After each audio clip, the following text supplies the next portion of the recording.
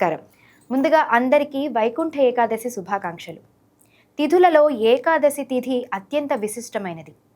కానీ ఈ ఏకాదశి ప్రతి మాసంలోనూ వస్తూనే ఉంటుంది. అయితే దేవతలు సైతం ఆ వైకుంఠవాసుణ్ణి ఉత్తర ద్వారం నుంచి దర్శించుకునే శుభ సమయం వైకుంఠ ఏకాదశి. మరి ఈ వైకుంఠ ఏకాదశి పరమ పవిత్రమైన రోజు యొక్క విశిష్టత గురించి మనకు మరింతగా వివరించేందుకు విచ్చేశారు ప్రముఖ జ్యోతిష మరియు ఆధ్యాత్మిక నిపుణురాలు శ్రీమతి బూదరాజు భార్గవిదేవి గారు. మరి వారిని అడిగి వైకుంఠ ఏకాదశి విశిష్టతను, అలాగే ఈరోజు పాటించవలసిన విధి విధానాల గురించి తెలుసుకుందాం. అమ్మా నమస్కారం. నమస్కారం అండి. ముందుగా ముక్కోటి ఏకాదశి శుభాకాంక్షలు. ధన్యవాదాలు. ముక్కోటి ఏకాదశి విశిష్టతను గురించి ముందుగా వివరించండి. శ్రీ గురుభ్యో నమః. శ్రీమాత్రే నమః. శాంతాకారం భుజగశయనం పద్మనాభం సురేశం విశ్వాకారం గగన సదృశం మేఘవర్ణం శుభాంగం లక్ష్మీకాంతం కమలనయనం యోగి హృద్యానగమ్యం వందే విష్ణుం భవయరం సర్వలోకైకనాథం. ముక్కోటి ఏకాదశి చాలా విశిష్టమైనటువంటి రోజు. 3 కోట్ల దేవతలు ఈ రోజున ఆ పరమాత్మ అయినటువంటి పరంధాముణ్ణి ఉత్తర ద్వారం గుండా వచ్చి దర్శించుకునేటటువంటి రోజు. ఈ రోజు చాలా పరమ పవిత్రమైనటువంటి తిథి. ఎంత పరమ పవిత్రం అంటే మనకి ప్రతి నెల 2 ఏకాదశిలు వస్తాయి. ఒకటి శుక్లపక్షంలో వస్తుంది, ఒకటి కృష్ణపక్షంలో వస్తుంది. ఈ 2 ఏకాదశిలు కూడా ఉపవాసం ఉండి స్వామివారిని అర్చించేటటువంటి రోజులు. అయితే ఈ ఏకాదశికి ప్రత్యేకత ఎందుకు వచ్చింది అంటే, వైకుంఠనాథుడు చాతుర్మాస్యం అయిపోయినటువంటి కార్తీక పౌర్ణమికి ఆయన అయిపోతుంది. చాతుర్మాస్యం చతుర్మాసాలు కూడా అయిపోయి ఆయన పాల సముద్రం నుంచి మేల్కొంటాడు. అయితే అక్కడ దగ్గర నుంచి నెల రోజుల తరువాత కానీ ఆయన దేవతలకి దర్శనం ఇవ్వాల. అందుకని విశిష్టమైనటువంటి మాసం అన్నమాట. అలాగే ఈ ఏకాదశికి ఇంత అధికమైన ప్రాధాన్యత ఎందుకు వచ్చిందంటే, మధుకైటభులని సంహరించాడు శ్రీ మహావిష్ణువు. వారు రాక్షసులు. బ్రహ్మ గురించి వాళ్ళు తపస్సు చేసి వరాన్ని పొందారు మరణం లేకుండా ఉండేందుకు. కానీ మరణం అయితే ఖచ్చితంగా ఉంటుంది ఏ మనిషికైనా. మీకు మరణం లేకుండా వరం ఇచ్చేది ఉండదు, అయితే మీరు కోరుకున్నప్పుడు మీకు మరణం సిద్ధిస్తుంది అని చెప్పి బ్రహ్మ వరాన్ని ఇచ్చేసి అంతర్ధానం అయిపోతాడు. ఇక వాళ్ళు రాక్షసులు కాబట్టి ఆ రాక్షసత్వం వల్ల ప్రజలందరినీ హింసిస్తూ ఉండగా, ఇక ఆ బాధలు పడలేనటువంటి ప్రజలు కానీ దేవుణ్ణి మొక్కుకుంటూ ఉంటారు. అలాగే దేవతలు కూడా ఈ రాక్షసత్వాన్ని భరించలేకపోతున్నాము, ఈ రాక్షసుల్ని నువ్వు సంహరించాలి స్వామి అంటే, ఇక శ్రీ మహావిష్ణువు యుద్ధరంగానికి ఎగి వాళ్ళని జయించడానికి చాలా యుద్ధం చేస్తాడు. 10,000 సంవత్సరాల యుద్ధం చేస్తాడు. అయినా కూడా వాళ్ళకి మరణం లేదు కాబట్టి యుద్ధం లేదు. వాళ్ళు కోరుకుంటే కదా మరణం వచ్చేది. ఇక మాయావి కదా విష్ణుమూర్తి వీళ్ళని ఇలా కాదు మాయోపాయంతో జయించాల్సిందేనని చాలా బాగా యుద్ధం చేస్తున్నారా మీరిద్దరూను అన్నదమ్ములు. మీరు అసలు బ్రహ్మ గారి చెవిలోంచి ఆ గుబిలి నుంచి పుట్టారు మీరు. మీ బలం అతి బలం, అది మామూలు బలం కాదు. దానికి తోడు మీరు వరాన్ని కూడా తెచ్చుకున్నారు. ఇంకా మీకు అసలు తిరుగులేదు. నేను కూడా మీ చేతుల్లో అశక్తుడిని అయిపోతున్నాను. కానీ మీ బలాన్ని చూసి నేను చాలా ముగ్ధుడిని అవుతున్నాను. మీకు ఏం వరం కావాలి అని అడుగుతాడు. నువ్వు మాకు వరం ఇచ్చేదేంటయ్యా, మేమే నీకు వరం ఇస్తాం, ఏం కావాలో కోరుకో అని వీళ్ళు తిరిగి పరమాత్మనే అడుగుతారు. అడిగేటప్పటికి దొరికింది కదా సందు. మాయావి అయినా ఏ విధంగా అయినా సరే వీళ్ళని మరణింపజేయాలి కదా, అందువల్ల మీరిద్దరు నా చేతుల్లో ఓడిపోండి, మరణించండి అని చెప్తాడు. అరే మనం నువ్వే వరం కోరుకో అంటే ఆయన ఈ వరం కోరుకున్నాడే అని చెప్పి, అయినా కూడా మేము ఇచ్చిన మాట తప్పము, సరే మేమిద్దరం నీ చేతుల్లో మరణిస్తామని వాళ్ళ బలాన్ని తగ్గించేసుకున్నారు. శ్రీ మహావిష్ణువు ఇక వాళ్ళిద్దరిని సంహరించాడు. సంహరించిన తదుపరి వీళ్ళిద్దరూ వైకుంఠానికి వెళ్ళిపోయారు. అంటే వీళ్ళకి ఒక పరమాత్మ చేతిలో మరణం వచ్చేటప్పటికల్లా ముక్తి లభించింది. అలా ముక్తి ఎక్కడ లభించింది? వీళ్ళకి జ్ఞానోదయం అయిందనమాట. ముక్తి లభించడం వీళ్ళకి జ్ఞానోదయం. ఆ ఉత్తర ద్వారం గుండా వీళ్ళు ప్రవేశించేటప్పటికి వైకుంఠంలో వీళ్ళకి జ్ఞానోదయం అయిపోయింది. అరే ఈ ఉత్తర ద్వారం చాలా విశిష్టమైంది కదా, అందుకనే మనకి జ్ఞానోదయం అయింది. మనం వెళ్ళి పరమాత్మతో యుద్ధం చేశామే అని చెప్పి ఒకంత బాధపడ్డారు. అయితే సూక్ష్మ శరీరాలతో బాధపడ్డారు కాబట్టి ఆ బాధ కరిగిపోయింది. వీళ్ళకి ఆటోమేటిక్గా మోక్షం వచ్చేసింది కాబట్టి ఇంకా అది పెద్దగా ఇబ్బంది అవ్వలేదు. కానీ వాళ్ళు ఏం చేశారు, మనకే ఇంత జ్ఞానం వచ్చింది కదా, ఈ ఉత్తర ద్వారం గుండా ప్రవేశించడం ద్వారా ఇదంతా అందరికీ కూడా మోక్షం వచ్చేటట్టుగా చేస్తే బాగుండని, స్వామి మీరు ఈ ఉత్తర ద్వారం గుండా అందరికీ కూడా దర్శనం ఇచ్చినట్టయితే అందరూ కూడా తరిస్తారు కదా అని అడిగారు.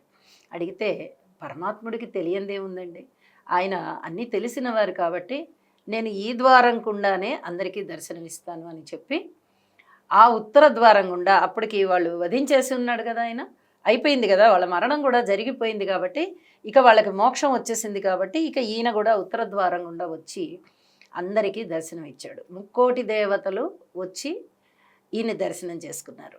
ఇలా దర్శనం చేసుకుంటే మీకు కూడా మోక్షం వస్తుంది అని చెప్పి ఆయన ప్రజలకి చెప్పి ఉన్నాడు అనమాట. అలాగే దేవతలకి ఇంకా మోక్షం రావడం ఏమి ఉండదు కదా, దేవతలు ఆల్రెడీ మోక్షం వచ్చిన వాళ్ళే దేవతలు అయ్యి అక్కడ ఉన్నారు, ఇంకా వారికి ఏమీ మోక్షం ఉండదు.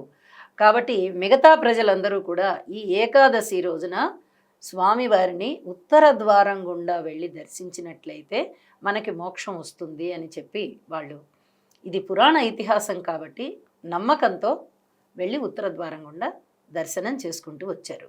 ఈ ఏకాదశికి ప్రతి నెల వచ్చే ఏకాదశిల కన్నా కూడా ఈ ఏకాదశికి అత్యంత ప్రాధాన్యత ఉన్నది కాబట్టే ఈ ఏకాదశి రోజున 3,000,000 దేవతలు వచ్చి దర్శనం చేసుకుంటున్నారు.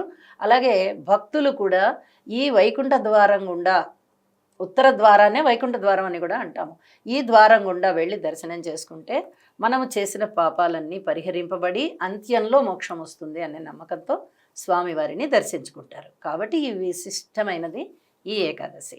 సాధారణంగా ఏకాదశి తిథి విష్ణుమూర్తికి ఎంతో ప్రీతికరమైనటువంటిది కదా, ఎందుకు? ఎందువల్ల అంటే ఇక్కడ ఏకాదశికి ద్వాదశికి విష్ణుమూర్తి ప్రతినిధి, ఏకాదశికి యముడు ప్రతినిధి. ఏకాదశి రోజున ఉపవాసం ఉండి ద్వాదశి రోజున, ఏకాదశి రోజు పూజ చేసుకోవాలి, అలాగే ఆ రోజు ఉపవాసం ఉండి విష్ణుమూర్తిని అర్చించుకొని ద్వాదశి రోజు పారణ చేసినట్లయితే, అంటే ఆహారాన్ని భుజించినట్లయితే విష్ణుమూర్తికి చాలా ప్రీతికరం కాబట్టి, ఆ తిథికి ఆయన అధిపతి కాబట్టి ఆయన తన భక్తుల్ని రక్షిస్తూ ఉంటాడు ఏ కష్టాలు రాకుండా. ఇది ఒక కారణం అవుతూ ఉండగా ఇంకొక కారణం ఏమిటంటే, ఏకాదశి తిథికి ఈ 3,000,000 ఏకాదశి ప్రత్యేకతకి ఏమిటి సంబంధం అంటే, ఇది ధనుర్మాసంలో వస్తుంది ఏకాదశి. ధనుర్మాసం అనగానే మనకి గోదాదేవి తాను రచించి పాడినటువంటి 30 పాసురాలు మనకి గుర్తొస్తాయి. వైష్ణవ సంప్రదాయంలోని వాళ్ళందరూ కూడా, అంటే వైష్ణవత్వాన్ని స్వీకరించిన వారైనా, లేదా విష్ణుమూర్తిని పూజించిన వాళ్ళైనా, లేదా విష్ణు అంటే ఇష్టం ఉన్నటువంటి భక్తులైనా, వీళ్ళు ఎవరైనా కూడా ఈ ఏకాదశిన ఉపవాసం ఉంటారు, ఈ గోదాదేవిని స్మరించుకుంటారు. శ్రీరంగనాథుడితో గోదాదేవికి పరిణయం అవుతుంది ఈ నెల ఆఖరికి అనమాట. ఈ ధనుర్మాసం నెల ఆఖరి రోజు మకర సంక్రమణం రోజున ఆ గోదా పరిణయం జరుగుతుంది. రవి మకర రాశిలోకి వెళ్ళినటువంటి రోజు. ఆ రోజున గోదాదేవితో శ్రీరంగనాథుడి కళ్యాణం జరుగుతుంది. ఎప్పుడైతే ధనస్సు రాశిలోకి రవి ప్రవేశిస్తాడో ఆ ప్రవేశ రోజు దగ్గర నుంచి, ధను సంక్రమణం దగ్గర నుంచి మళ్ళీ మకర సంక్రమణం నెల రోజులు కూడా దాన్ని ధనుర్మాసం అని పిలుస్తాం. ధనస్సు రాశిలోకి వెళ్ళాడు కదా రవి, ఆ ధనుర్మాసం అని పిలుస్తాం. ఈ ధనుర్మాసంలో వచ్చినటువంటి ఏకాదశి అతి ముఖ్యమైనది. ఈ ధనుర్మాసం అంతా విష్ణుమూర్తికి ప్రీతి అయిన రోజులు కాబట్టి ఈ ఏకాదశి కూడా అత్యంత ప్రీతికరం. మామూలు ఏకాదశికి తిథి ఇక్కడ యముడు, ద్వాదశికి విష్ణుమూర్తి. ఈ నెల రోజులు, ధనుర్మాసం నెల రోజులు తిరుప్పవై జరుగుతుంది. వైష్ణవ సంప్రదాయంలో ఏర్పడినటువంటి గుడులన్నీ కూడా, అంటే ఆలయాలన్నీ కూడా ఈ వైష్ణవ పాసురాలని, మన గోదా పాసురాలని ఈ వైష్ణవ ఆలయాలలో వేస్తారు కాబట్టి అలంకారం బాగా చేస్తారు. విష్ణుమూర్తికి అలంకార ప్రియుడైన, అలంకారం బాగా చేస్తారు, కళ్యాణం చేస్తారు ఈ నెలాఖరికి. ఇవన్నీ కూడా విష్ణుమూర్తికి చాలా చాలా ప్రీతికరమైనవి కాబట్టి ఈ ఏకాదశి కూడా అత్యంత ప్రీతికరమైనది. ఈ వైకుంఠ ఏకాదశి నాడు పాటించాల్సిన విధి విధానాలు ఏంటి? వైకుంఠ ఏకాదశి రోజున చక్కగా ఉదయాన్నే ప్రాతకాలంలో స్నానం, సంధ్య అన్నీ చేసేసుకొని ముగించుకొని వీలైతే నదికి వెళ్ళి స్నానం చేయొచ్చు. కాకపోతే చలి ఎక్కువగా ఉండేటటువంటి కాలం శీతాకాలం కాబట్టి చలి చాలా ఎక్కువగా ఉంటుంది. ఒకవేళ ఆ సమయంలో ప్రాతకాలంలో నదీ స్నానం చేయలేని వాళ్ళు ఇంటి వద్దనే బావుల వద్ద కానీ లేదా కుళాయి నీరు కానీ ఏది కుదిరితే అది అవకాశం ఏది ఉంటే అది దానికి చక్కగా స్నానం అవలంబించేసి, మగవారైనట్టయితే వారికి సంధ్యావందన నియమాలు ఉంటాయి. అవన్నీ సంధ్యావందన నియమాలన్నీ పూర్తి చేసుకొని చక్కగా పూజా పునస్కారాలన్నీ చేసుకోవాలండి. చేసుకుని తమ విధులకి తాము వెళ్ళిపోవచ్చు. ఒకవేళ ఇంటి పట్టునే ఆ రోజు ఉండేటట్లయితే స్వామివారి యొక్క నామాలని కీర్తించుకోవడం, స్వామివారి యొక్క చరిత్ర ఏదైనా చదువుకోవడం, ఇలాంటివన్నీ చేసి ఆహార నియమాలు ముఖ్యంగా పాటించాలి. ఆహార నియమాలలో చాలా వరకు సాత్విక ఆహారాన్ని భుజించాలి. అది కూడా పలహారం రూపంలోనే భుజించాలి. ఆ రోజు ఉపవాసం ఉండడం చాలా చాలా విశేషం. ఉపవాసం ఉన్న తదుపరి మరుసటి రోజు ద్వాదశి ఘడియలు వెళ్ళిపోకుండా ఉండేటటువంటి తిథిలో మాత్రమే పారణ చేయాలి, అంటే ఆహారాన్ని తీసుకోవాలి. ఇలా తీసుకున్న తదుపరి మళ్ళీ ఏకాదశి వ్రతం ముగించుకున్నట్టు లెక్క అనమాట. అప్పుడు మనకి మంచి జరుగుతుంది, మోక్షం వస్తుంది. ఇలా ఏకాదశి వ్రతాలు చేస్తే అని చెప్పి మనము భావిస్తూ ఉంటాము, దానికి తగినట్టుగానే తీసుకుంటాము. ఈ ఉపవాసం ఉన్నటువంటి ఏకాదశి రోజంతా కూడా పండ్లు పాలు తీసుకోవడం అనేది మంచి పద్ధతి. ఇంకా ఏమి నియమాలు పాటించాలండి అంటే, భూశయనం చాలా మంచిది. ఆ రోజు మంచాల మీద పరుపుల మీద శయనించకుండా నేల మీద శయనించడము, అది కూడా బ్రహ్మచర్య వ్రతాన్ని పాటించడం అనేది చాలా చాలా మంచిది. ఆ రోజు భార్యాభర్తలు ఇద్దరూ కలిసి ఒక శయ్య మీద పడుకోవడం అనేది అంత మంచిది కాదు.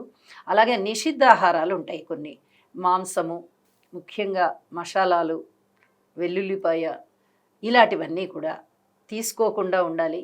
ఆ రోజున ఉన్నటువంటి నియమం ఏంటంటే, మిగతా రోజుల్లో అబద్ధాలు చెప్పచ్చా అని అడగచ్చేమో ఎవరైనా, వ్యంగ్యంగా మాట్లాడే వాళ్ళు ఉంటారు. కానీ ఏ రోజు అబద్ధాలు చెప్పకూడదు, ఈరోజు అస్సలు చెప్పకూడదు.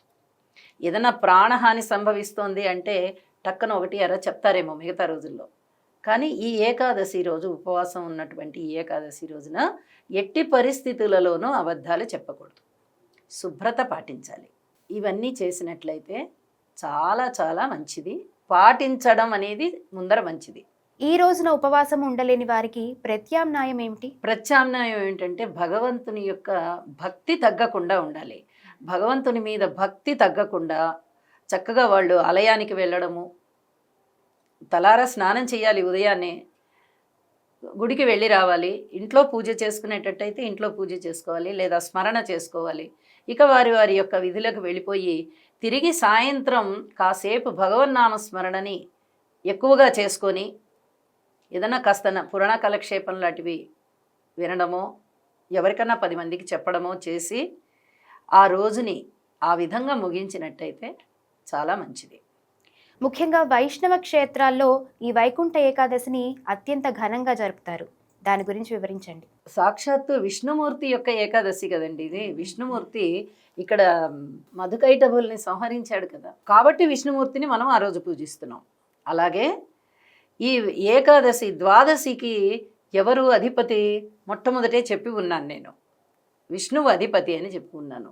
కాబట్టి ఏకాదశి ఉపవాసం చేసి ద్వాదశి పారణ చేస్తే ఏకాదశి వ్రతం బాగా మనకి మంచి పుణ్యాన్ని తెచ్చిస్తుంది. అలాగే ధనుర్మాసంలో వస్తుంది ఈ ఏకాదశి. ఎప్పుడైతే మార్గశిర మాసంలో అయినా లేదా పుష్యమాసంలో అయినా, ఈ రెండు నెలలలో ఎప్పుడో ఒకప్పుడు ధనుసు రాశిలోకి రవి ప్రవేశిస్తారు. అది రోజుల్ని బట్టి కాదు మనం చెప్పేది, రవి సంక్రమణాన్ని బట్టి చెప్తాం. అది ఒక్కొక్కసారి ఈ మార్గశిర మాసం చివరిలో అవ్వచ్చు, లేదా పుష్యమాసం మొదట్లో అవ్వచ్చు, ఎప్పుడైనా జరగచ్చు. ఆ రవి సంక్రమణం జరిగిన వెంటనే వచ్చేటటువంటి మొదటి ఏకాదశి, ఆ ఏకాదశికి చాలా ప్రాధాన్యత ఇందువల్లనే ఏర్పడింది. ధనుసు రాశిలోకి రవి సంక్రమణం అనేది, ఈ సంక్రమణానికి చాలా ప్రాధాన్యత ఉంటుంది. ప్రతి నెల ఒక్కొక్క రాశిలోకి రవి మారుతూ ఉంటారు. కాబట్టి అధికమైనటువంటి పుణ్యాన్ని ఇచ్చేది, అధికమైనటువంటి ఫలాన్ని ఇచ్చేది ఈ ధనుసు రాశి. ఎందుకంటే దీని తదుపర ఉత్తరాయణ పుణ్యకాలం మొదలైపోయింది. ఇక్కడ దక్షిణాయనం అయిపోయేటటువంటి కాలం అన్నమాట ఈ నెల రోజుల కాలము కూడా. కాబట్టి ఈ భగవంతుని యొక్క పూజలు చేసుకోవడానికి కానీ, వ్రతాలు చేసుకోవడానికి కానీ, సాధన చేయడానికి కానీ, జపాలకి, హోమాలకి, వీటన్నిటికీ కూడా చాలా చాలా ప్రాధాన్యత ఉంటుంది. పైగా సాక్షాత్తు శ్రీ మహావిష్ణువే మధుకైటభుల్ని సంహరించినటువంటి కాలం ఇప్పుడు. గోదాదేవి తన యొక్క భక్తితో శ్రీరంగనాథుడిని సేవించి ఆయనలో ఐక్యమైపోయినటువంటి రోజులు ఈ నెల రోజుల తరువారి మనకు వస్తాయి. మకర సంక్రాంతి రోజున పరిణయం చేస్తాం, గోదా పరిణయం చేస్తాం. కాబట్టి విష్ణుమూర్తికి చాలా ప్రీతి అయిన రోజులు అనమాట ఇవన్నీ. ఈ వైకుంఠ ఏకాదశిని స్వర్గద్వార ఏకాదశి అని కూడా పిలుస్తారు. ఎందుకమ్మా? మోక్షం వచ్చేది మనకి ఏమనంటాం, మనం స్వర్గానికి వెళ్ళిపోయాడు అంటాం, మోక్షం వచ్చేసింది అంటాం. అంటే ఇవన్నీ పర్యాయ పదాలు అనమాట. కాబట్టి శ్రీరంగనాథుడు ఉండేది, మన శ్రీరంగనాథుడన్నా, పద్మనాభుడన్నా, అనంత పద్మనాభుడన్నా, లక్ష్మీ నరసింహస్వామి అన్నా, వెంకటేశ్వరుడన్నా, శ్రీ మహావిష్ణువు అన్నా, రాముడన్నా, ఈ వైష్ణవ సంప్రదాయంలో రాముడి యొక్క అవతారాలు, విష్ణుమూర్తి యొక్క అవతారాలే ఇవన్నీ. ఈ సంప్రదాయంలో వచ్చినటువంటి ఈ అవతారాలన్నీ కూడా వైష్ణవత్వం, విష్ణుమూర్తివి. విష్ణుమూర్తి ఉండేది ఇక్కడ వైకుంఠంలో. ఆయన ఎక్కడుంటే అది స్వర్గం. వైకుంఠంలో విష్ణుమూర్తి ఉంటాడని మనందరికీ ఒక నమ్మకం కదా. కాబట్టి విష్ణుమూర్తి ఉన్నటువంటి అంత గొప్ప ప్రదేశాన్ని, అంత గొప్ప ఊరు, అది ఒక ఊరుగా మనం భావించామనుకోండి, స్వర్గం అంటాం కదండి. ఆ భోగాన్ని స్వర్గం అంటాం. కాబట్టి స్వర్గద్వారాలు తెరుచుకుంటున్నాయంటే మనకి మోక్షం వచ్చి మన అంత్యకాలంలో అక్కడికి వెళ్ళిపోతాము అన్న అర్థంతో ఆ పదాన్ని వాడతాం. ఈ రోజున చేయకూడని పనులు ఏంటి? చెయ్యకూడనివి ఇందాక మనము అసత్యం ఆడకూడదు అని ఒకటి చెప్పుకున్నాం. అసత్యం ఆడకూడదు, నిషిద్ధాహారం ఆ రోజు తీసుకోకూడదండి ఎట్టి పరిస్థితుల్లోనూ. ఏకాదశి వ్రతం రోజు నువ్వు ఉపవాసం ఉన్నా లేకపోయినా కనీసం పైన అంశాలైనా, ఒక తలారా స్నానం చేయడము, ఆలయానికి వెళ్ళడము, భగవన్నామ స్మరణ చేసుకోవడము, ఇలాంటివి చెయ్యాలి. ఇవి కాకుండా మిగతావన్నీ కూడా కాస్త కఠినంగా ఉంటాయి. చూడండి, ఈరోజు నేను ఎవరినో హింసించి మాట్లాడతాను, లేదా ధనం తెచ్చుకోవాలి ఎవరి దగ్గర నుంచో, వాళ్ళని పరుషంగా మాట్లాడి తెచ్చుకుంటాను, లేకపోతే ఇంకేదన్నా కఠినంగా శిక్షిస్తాను వాళ్ళని, ఇలాంటివి ఏవీ లేకుండా కాస్త సాత్వికత్వంగా వాళ్ళ యొక్క ప్రవర్తన కూడా ఉండాలి. అంటే మనం భగవంతుడికి దగ్గరగా ఉండాలి. కాబట్టి ఆలయానికి వెళ్ళడము, సాత్వికాహారం తినడము, ఇట్లాంటివన్నీ ఉన్నట్టయితే చెడ్డ పనులకు దూరంగా ఉంటాం, చెడు పనులు చేయకుండా ఉంటాం. ఆ చెడు పనులు చేయకుండా ఉండాలి. అందుకుగాను భగవంతుడి యొక్క దర్శనము, స్మరణ, కీర్తనం ఇవన్నీ పెంపొందించుకోవాలి. ఈ ముక్కోటి ఏకాదశిని కేవలం వైష్ణవులు మాత్రమే జరుపుకుంటారా, లేక శైవులు కూడా జరుపుకుంటారా? తప్పకుండానండి, ఇది అందరి పండుగ. ఎలా అంటే పూర్వం పాల సముద్రాన్ని మధించినప్పుడు అందులో హాలాహలం పుట్టింది, గరళం. హాలాహలం పుట్టినప్పుడు విషం అంటారు దాన్ని. అది శివుడు గ్రహించాడు. అది కూడా ఈరోజే అనేది ఒకటి మనకి లోకల్లో ప్రతీతి ఉంది. కాబట్టి మా శివుడు గరళాన్ని మింగి ఈ ప్రపంచాన్ని రక్షించాడు అనేటటువంటి ఒక భావనతో శైవులు ముక్కోటి ఏకాదశిని చేస్తారు. అలాగే అమృతం పుట్టిన రోజు కూడా ఈరోజే. లక్ష్మీదేవి పుట్టింది, కామధేనువు, కల్పవృక్షము, అవన్నీ కూడా మనకి చంద్రుడు, ఐరావతం అన్నీ ఆ పాల సముద్రంలో నుంచే ఉద్భవించాయి. అది కూడా ఈరోజే అని చెప్పి మనకి కొన్ని పురాణాలు తెలియజేస్తూ ఉన్నాయి. అయితే ముఖ్యంగా శ్రీ మహావిష్ణువు ఈ మధుకైటభుల్ని సంహరించి వాళ్ళకి స్వర్గ ప్రాప్తి కలిగించాడు. కాబట్టి వైష్ణవులు పూజ చేస్తారు. శైవులు కూడా మా శివుడు ఈ ప్రపంచాన్ని రక్షించాడు ఈ రోజునే అని వాళ్ళు పూజ చేస్తారు. వాళ్ళు మా అనే భావనతో ఉన్న, మా శివుడు అనే భావనతో ఉన్న ఈ ముక్కోటి ఏకాదశి మటుకు శైవులు, వైష్ణవులు ఇద్దరూ చక్కగా పూజ చేస్తారు, శివుణ్ణి అర్చించుకుంటారు, విష్ణువుని అర్చించుకుంటారు. కానీ విష్ణుమూర్తికి శివుడికి అభేదం, శివకేశవులు ఇద్దరు ఒకటే అని చెప్పడానికి ప్రతీకగా ముక్కోటి ఏకాదశి ఇద్దరు భక్తులకి కూడా చక్కగా ప్రతీకగా నిలబడింది. శ్రీరంగ క్షేత్రంలో వైకుంఠ ఏకాదశికి ఎందుకంత ప్రాధాన్యత? చాలా అద్భుతమైనటువంటి క్షేత్రాలు మనకి ఎన్నో ఉన్నాయి. అందులో శ్రీరంగనాథ క్షేత్రం ఒకటి. విల్లిపుత్తూరు అనేటటువంటి గ్రామంలో విష్ణు చిత్తుని యొక్క పుత్రిక గోదా. ఈ గోదాదేవి పరమ పవిత్రమైనటువంటి ఆలోచనలతో పెరిగింది. అంటే ఆ విష్ణు చిత్తునికి ఇక వేరే ధ్యాస లేదు. పువ్వులు కొయ్యడం, పువ్వుల్ని అల్లడం, శ్రీరంగనాథుడిని సేవించడం, ఆ మాలికలన్నీ రంగనాథుడికి అర్పించి ఆయన యొక్క సేవలో తరించడం. ఇంతే ఆయన ఆలోచనలన్నీ. ఇక వేరే ఏ ఉద్యోగము చేసేవాడు కాదు ఆయన. స్వయంగా తానే తోట పెంచి, పూలు పెంచి మాలికలు చేసేవాడు. చిన్నప్పటి దగ్గర నుంచి అంత పరమ పవిత్రమైనటువంటి ఆలోచనల మధ్య పెరిగింది గోద. తన బాల్యం నుంచే, తనకి ఊహ తెలిసినప్పటి నుంచే శ్రీరంగనాథుడి యొక్క సేవలో తను కూడా పరోక్షంగా పాల్గొనుంది. తండ్రికి పూలమాలలకి సహకరిస్తూ ఉండేది, పూలు కొయ్యడము. ఆ బాల గోదాదేవి అన్ని సేవలు చేయడానికి ఉద్యుక్తురాలయ్యేది.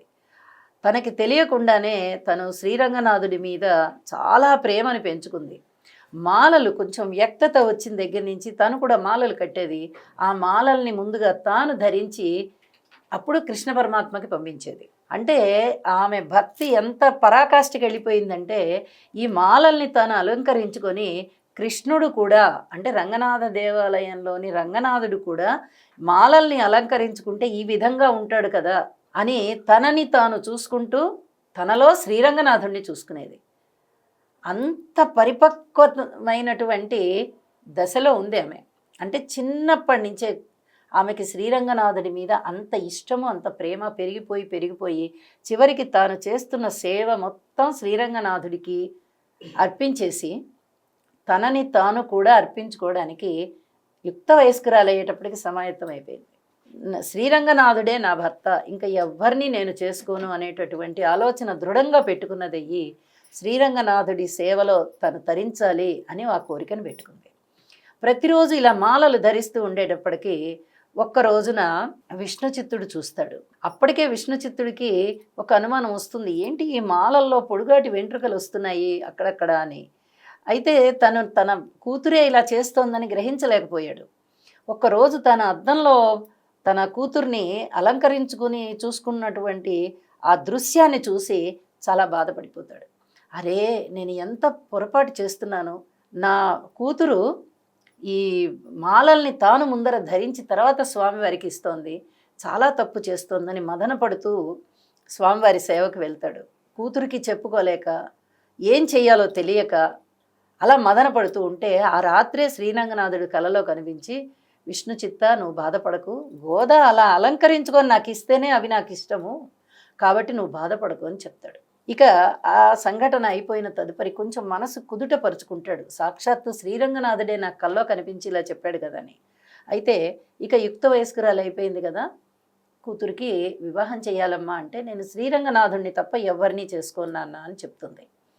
ఎలాగమ్మా, రంగనాథుడిని ఎలా చేసుకుంటావని అడిగితే, రంగనాథుడే ఆ రాత్రికి మళ్ళీ స్వప్న దర్శనం చేసి, బలానా రోజు నాకు ఈ మకర సంక్రాంతి రోజునమాట, గోదాకి నాకు కళ్యాణం చెయ్యండి అని చెప్పి స్వప్న దర్శనం చేస్తాడు. మీరు నాకు చెప్తే ఎలా స్వామి, అర్చక స్వాములు ఉన్నారు ఆలయంలో, వాళ్ళకు కూడా చెప్పాలి కదా అని అడుగుతాడు ఈయన విష్ణు చిత్తుడు. నేను వాళ్ళకి కూడా చెప్తాను అని చెప్పి అంతర్హితుడైపోతాడు. ఇంకా స్వప్నం అయిపోతుంది. గ్రామస్తులందరికీ కూడా ఈ విషయం తెలిసిపోతుంది, గోదాకి రంగనాథుడికి ఫలానా రోజు ఆలయంలో వివాహం అని. అందరూ గ్రామస్తులందరూ గోదా వివాహం అని అందరూ సమాయత్తం అయిపోయి పెళ్ళికి బయలుదేరుతారు. గోదాన్ని తీసుకుని శ్రీరంగనాథ క్షేత్రానికి వెళ్తాడు. శ్రీరంగనాథుడే అక్కడ అర్చక స్వాములకు కూడా చెప్తాడు. వాళ్ళందరూ కూడా ఏర్పాట్లు చేసి పెడతారు. ఇక గోదా ఆలయంలోకి వెళ్తూనే స్వామివారిలో ఐక్యమైపోతుంది. ఇక వాళ్ళ విగ్రహాలను పెట్టి ఆ రోజు పరిణయం అంతా చేస్తారనమాట. అయితే దీనికి ఒక 30 రోజులు ముందుగా ఈ ధన సంక్రమణం జరిగింది. రవి ధనస్సు రాశిలోకి వెళ్ళినప్పుడు అప్పటి నుంచే గోదా శ్రీవ్రతం అని ఆచరిస్తుంది. అలా ఆచరించి ఈ నెల రోజులు 30 రోజులు 30 పాసురాలని స్వామివారి మీద భక్తితో తన చెలులందరినీ పిలుస్తూ, రండి మనం శ్రీవ్రతం చేద్దాము అని చెప్పి అందరినీ పిలుస్తూ శ్రీరంగనాథుణ్ణి వర్ణిస్తూ ఉంటుందన్నమాట. నాథుడు అలాంటివాడు, చిలిపివాడు కృష్ణుడు. ఇక కృష్ణుడి యొక్క పనులు చెప్పేదేముంది, అంత అల్లరి, అందము, భక్తి, ఈ 3 మూర్తీభవించిన మూర్తి కాబట్టి ఆయన్ని కీర్తిస్తూ చెలులందరినీ పిలుస్తూ శ్రీవ్రతాన్ని ప్రతిరోజు ఆచరిస్తూ ఉంటుంది. తద్వారా ఆమెకి భక్తి చక్కగా పరిపక్వం అయిపోయి శ్రీరంగనాథుడిలో ఐక్యమైపోతుంది. అది ఈ నెలలోనే జరిగి ఉన్నది కాబట్టి ఈ ముక్కోటి ఏకాశికి ఇంత ప్రాధాన్యత సాక్షాత్తు శ్రీరంగనాథుడికి గోదాదేవికి పరిణయం జరిగింది. అది శ్రీరంగనాథుడే చెప్పి ఉన్నాడు కాబట్టి ఆ వైష్ణవ క్షేత్రాన్ని ఇంకా ఇంకా ఎక్కువగా అలంకరించి, ఎందుకంటే సాక్షాత్తు స్వామివారే ఇక్కడ చెప్పి ఉన్నారు, గోదా ఇక్కడ ఐక్యమైపోయింది. ఈ విల్లిపుత్తూరు గ్రామం అంతా కూడా ప్రపంచ ప్రసిద్ధిగాంచింది కదా గోదా జన్మించడం వల్ల. ఆమె చక్కగా ఆమె అయోనిజ పూల మొక్కల మధ్య దొరుకుతుంది. అంటే సాక్షాత్తు భూదేవికి జన్మించినటువంటి బిడ్డగా, ఒక అయోనిజగా ఆమెని అందరూ కూడా పూజిస్తారు, ప్రార్థిస్తారు. తమ బిడ్డగా అందరూ స్వీకరించి ఒక ఆరాధనగా ఆమెనంతా చేస్తారు. కాబట్టి ఆ గ్రామానికి ఆ ప్రసిద్ధి వచ్చింది. శ్రీరంగనాథ క్షేత్రానికి కూడా ఈ పరిణయం వల్ల ప్రసిద్ధి వచ్చింది. అందువల్ల అక్కడ చాలా బాగా వేడుకలు జరుగుతాయి. చాలా చక్కగా వివరించారమ్మా అన్ని విషయాలు. ధన్యవాదాలు. ధన్యవాదాలు. వీక్షించారుగా ముక్కోటి ఏకాదశి ప్రత్యేక కార్యక్రమాన్ని. ఆ వైకుంఠవాసుడి కృపా కటాక్షాలు మనందరిపై ఉండాలని కోరుకుంటూ మరో ప్రత్యేక కార్యక్రమంలో మళ్ళీ కలుద్దాం. అంతవరకు సెలవు. నమస్కారం.